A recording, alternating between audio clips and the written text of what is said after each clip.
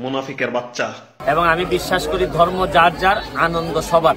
আমরা যেমন ওনাদের আনন্দে অংশগ্রহণ করি, ধর্ম যার যার, উৎসব সবার।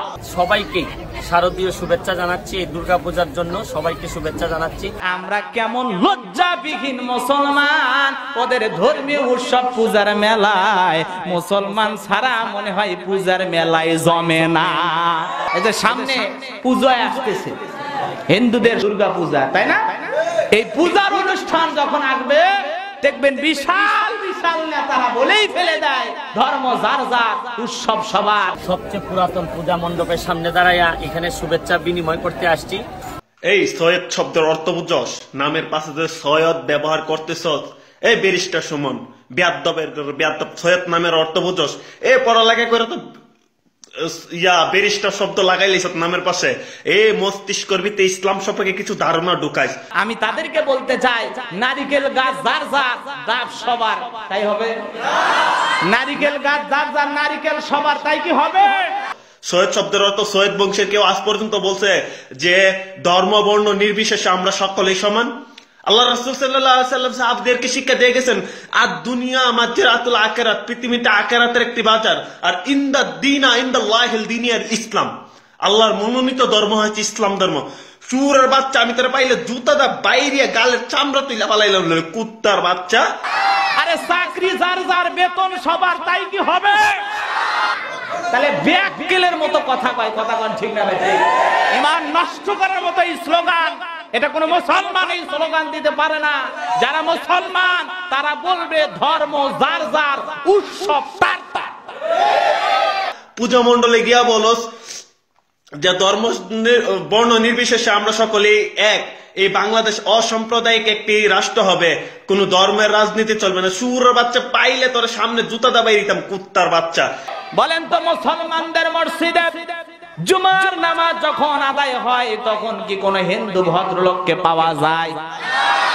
আরো আসতে কোন? আর কিছু কিছু মুনাফিকের বাচ্চারে বলছি, যারা সুমনকে আইডল হিসেবে মানুষ, তারাই মুনাফিক। সুমনের মতন ব্যক্তির কারণে, এই আজকে শুনে রাখ, আজকে প্রমাণ নিবি, প্রমাণ নেই। সুমনের মতন বিয়াদব কুত্তার বাচ্চার কারণে হিজাব পরিধানকারী আমার বোনদের গায়ে হোলি মারার সুযোগ পায়, রং মারার সুযোগ পায়, মাথায় রং দিয়ে ঢেলে দেওয়ার সুযোগ পায় কুত্তার বাচ্চা। এর প্রমাণ পাস নাই?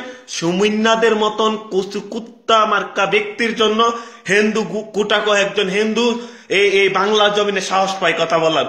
কুত্তার বাচ্চা সুমিন্না, এই তুই আমার ভিডিও দেখলে, আমার আইডির নাম হইছে খন্দকার জালাল, ঠিক আছে? তুই আমার ইমেলে চাইলে ইমেলে যোগাযোগ করিস। কুত্তার বাচ্চা, তোর ইসলাম শিক্ষা দিমু। আপনি আমি যখন ঈদের নামাজ পড়তে ঈদগাহে যাই তখন কি কোনো হিন্দু ভদ্রলোক পাওয়া যায়? কুরবানির ঈদে যখন আমরা কুরবানির পশু জবাই করি তখন কি কোনো হিন্দু ভদ্রলোক পাওয়া যায়? মাহফিলের হিসাবটা ধরলাম না, কারণ মাহফিলে অনেক সময় হিন্দু ভদ্রলোকের আলোচনা শোনে।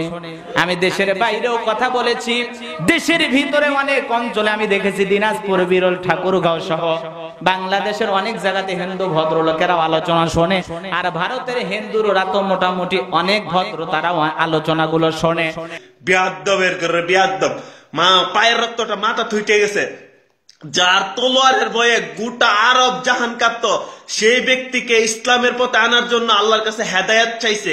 আল্লাহ বলছে, আল্লাহ রাসূল বলছে, হে আল্লাহ, তুমি উমরকে আমার ইসলামের পথে দান করে দাও। কুত্তার বাচ্চা, তাইলে উমরের জন্য আল্লাহ রাসূল দোয়া করতেন না? বলতেন না যে উমর তুমি আমার ইসলামের ভিতরে আসো, তুমি আমার ইসলামের ভিতরে চলে আসো?